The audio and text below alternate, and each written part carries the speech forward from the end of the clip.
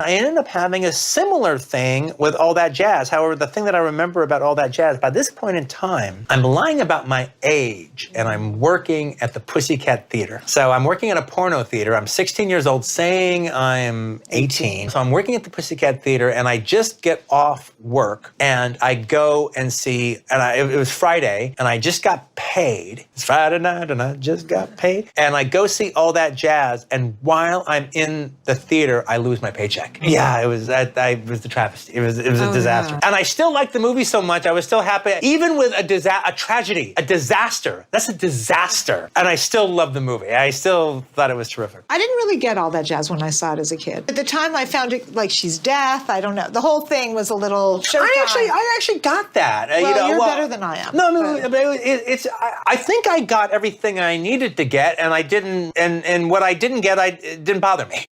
But a terrific movie, and I actually think the best screenplay ever written for an exploitation movie, the movie The Lady in Red, with Pamela Sue Martin, and it's written by John Sayles, and I think it's the best. That movie could be remade now with Jennifer Lawrence in the lead role, and it would be fantastic. And David O. Russell could do it, and he wouldn't change a word of the script. He shouldn't change a word of the script. It should be done like Once Upon a Time in America or something. And they had 2 weeks to shoot it. And Pamela Sue Martin had a big moment. Yeah, and she was. It's a classic, and I think it's the best exploitation script of all the movies ever made from an exploitation. Well, wasn't Pamela Sue Martin where she gets pregnant or something? There was another movie. She did a lot of good stuff. Yeah.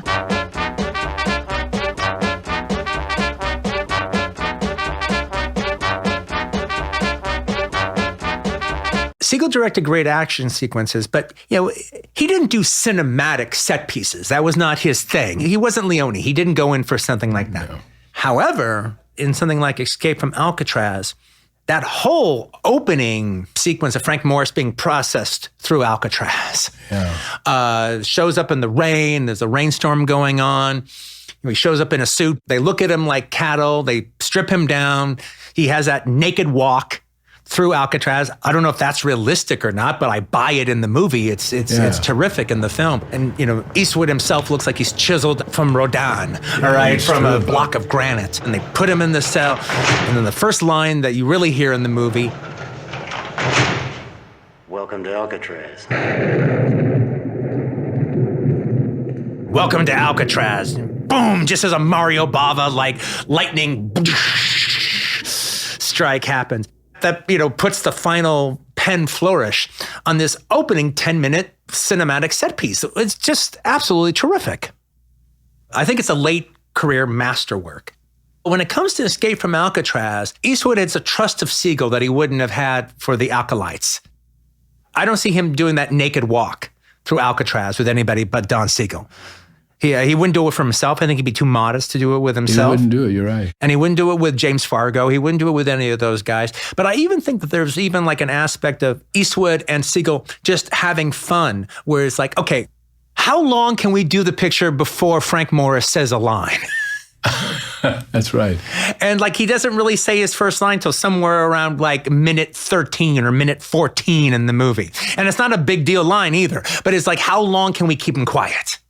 And that's the kind of game I can imagine those two guys playing. We were talking about my review for Escape from Alcatraz. And there's a crafting of Clint Eastwood's character, Frank Morris, in that movie that's really, really fascinating. And you could actually kind of feel Eastwood and Siegel working together. How long can we go before Frank says anything? Yeah, yeah. You actually feel that. You actually feel, and it's not self-conscious the way it is in with McQueen and Le Mans. All right, it actually seems like it's kind of great pulp what they're trying to do. And it's like, how long can we go before he says anything? And then how long can we go before he says this next thing? Mm-hmm. This is just a random example. But then you look at a director like Don Siegel, who actually had one of his best decades in Dirty the 70s. Harry? Yeah, exactly, with his collaboration with Eastwood. Oh my God.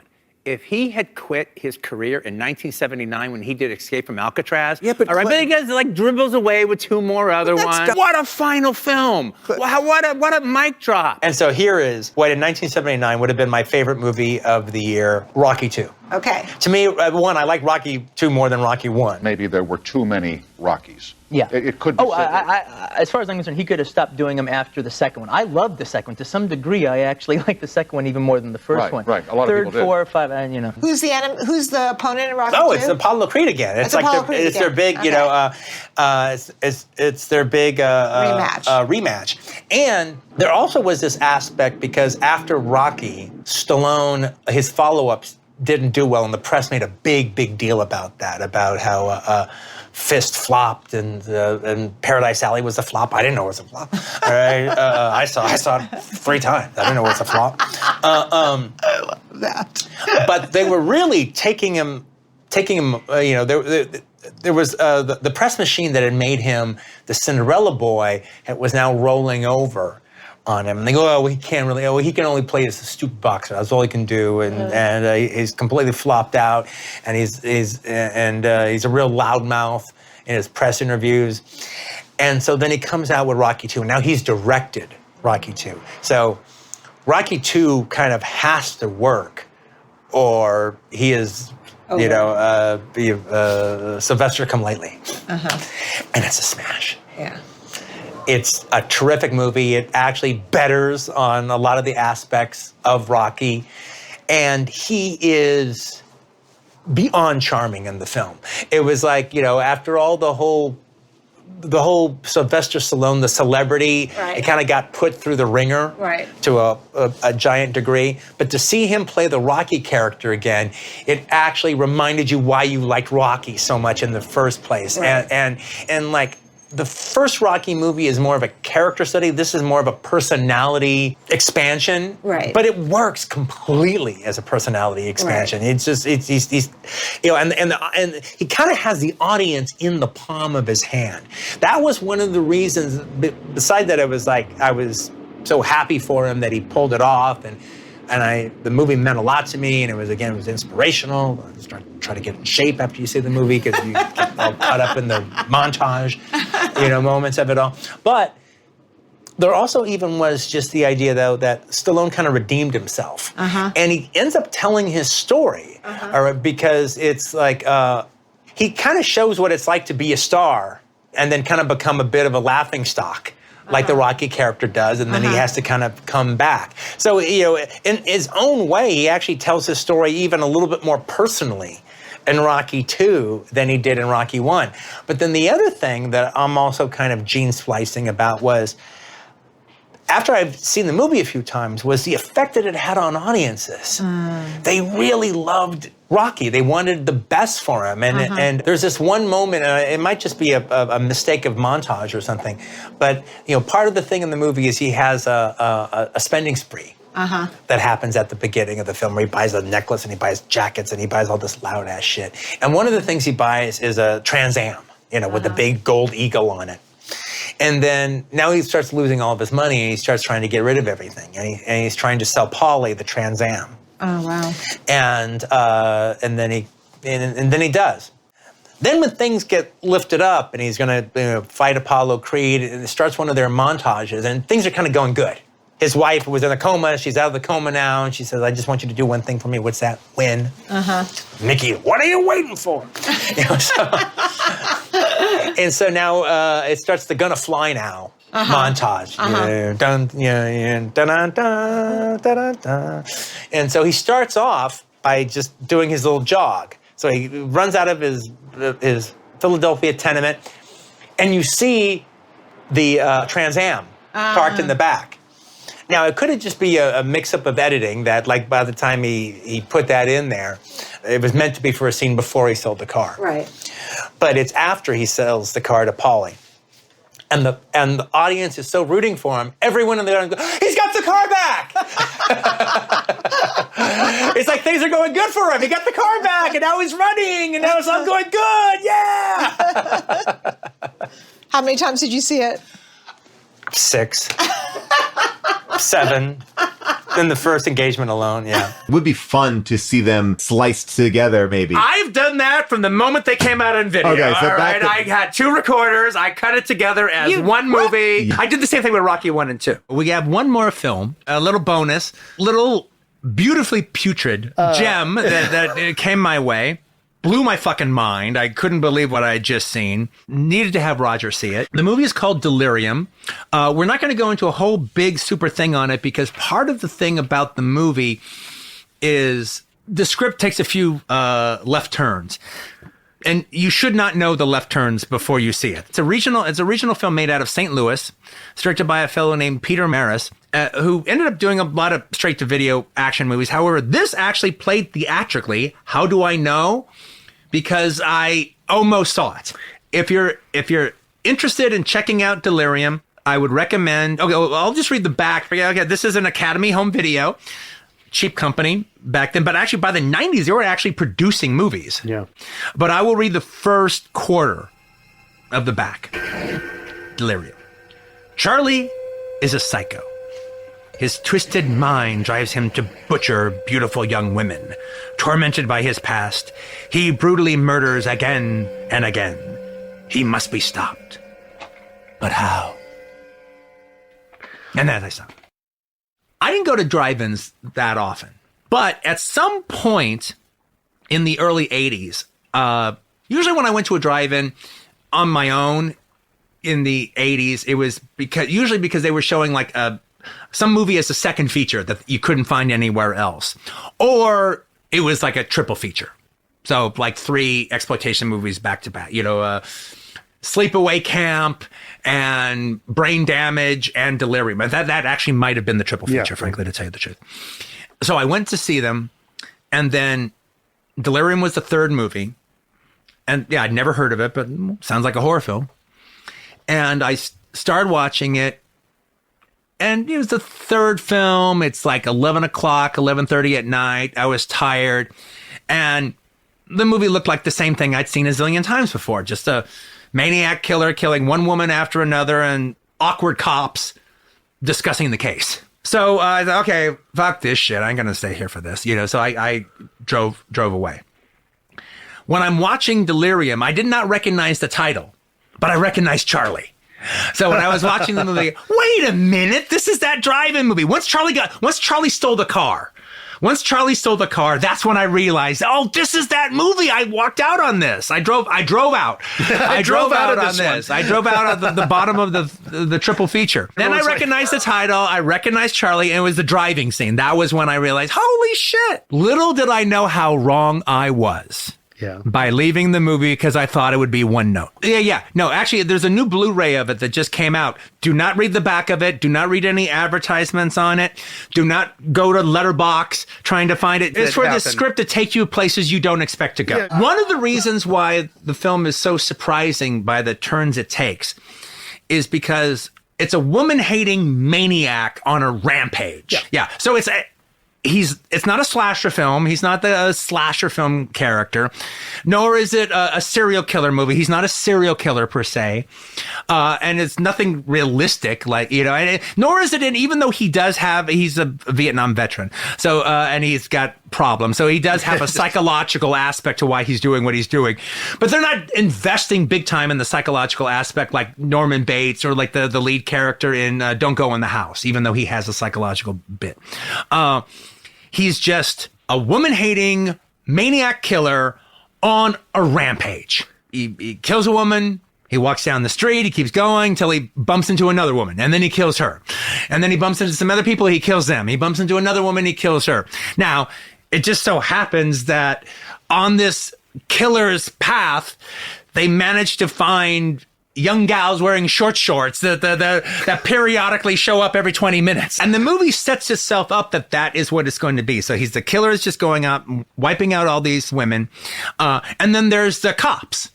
Yeah. That are like who know that this killer is out there, and they're starting their investigation. And there's a woman who actually knows what he looks like, who kind of turns them on to who this guy is.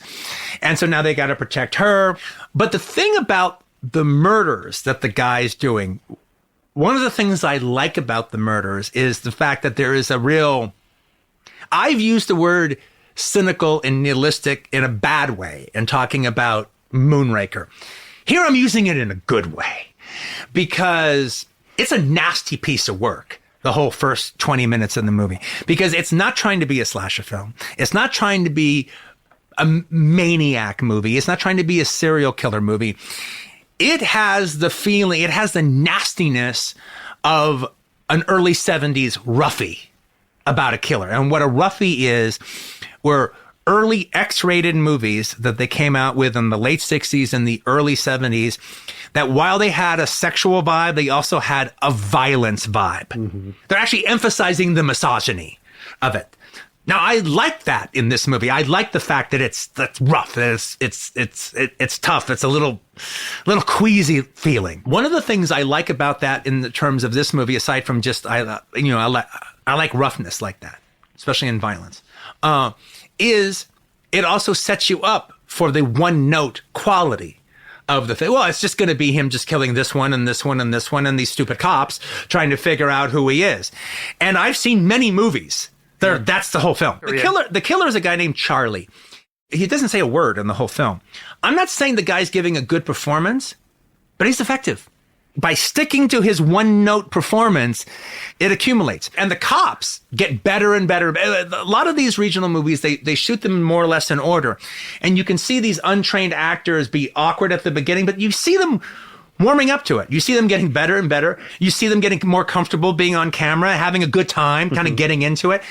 And I actually ended up, by mid-movie, I ended up really liking those cops. I actually thought they were pretty good. Well, yeah, and I really liked the lead girl in it, too.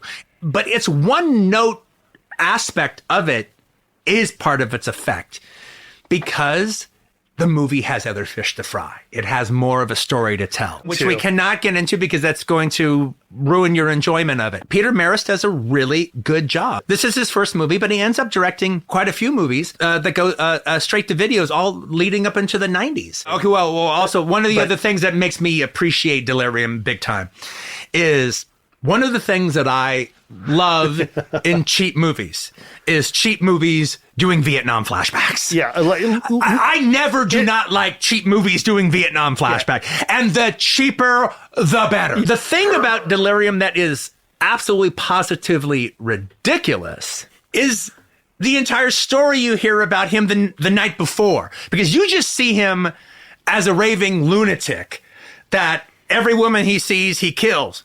But apparently the night before, he's like vibing with a girl and they're really hitting it off. And like he's partying with her and her roommate. And like, who the fuck is that guy? What? And it never mentions what set him off to such a degree that now he's just a Terminator on kill. Hair, all right, which I saw at the Cinema Dome when it came out. I think Hair is kind of a travesty now, but people loved it when it came out. I loved it back then. I cried to Let the Sun Shine with Burger's grave and everything. And I remember Roger Ebert picked it as his favorite movie of the year. Now I think it's lame. I agree with you. Very lame. Yeah, well, a lot of things. A lot of it doesn't work. I remember the 360 of Ren Wood singing Aquarius being great. He doesn't really let the shot really develop the way it needs to develop. All of his movies that try to deal with Americana all fall on their face. Hair especially. But there's a reason, but there's also a real reason why to me it doesn't work. To me, he kind of sabotaged Hair so they don't even make Hair. Not the actor's fault. And part of the big reason why it doesn't work is, and he gives a good performance in the movie, it's the casting of John Savage as Claude. By casting John Savage as Claude, he can't do the songs. That's not what he's there for. He cast a non-singer, and so they just give Berger all the songs. They cut out his character. He even monologue-y songs that Claude has, they give to Berger. And it just throws it completely off. The character of Claude needs to be as important a character as Berger. Well, Claude has as many songs as Berger has in the movie. Claude is supposed to have as many songs as Berger, and Berger is, it's supposed to be a double act, an equal act. Now Berger has Claude songs. He has Berger songs and he has Claude songs. They pretty much neuter Claude to a non-character character who only has authenticity going for him because he does look a little Oklahoma-ish. If the guy was really a cowboy, it would be different as opposed to a New York actor like John Savage obviously is. It would be different. So they neuter Claude and they make Berger way too big. Berger always had the Fonzie, the hippie Fonzie kind of aspect. That's his character. But he needs a strong co-lead. I think Milos Forman is not that great of a caster.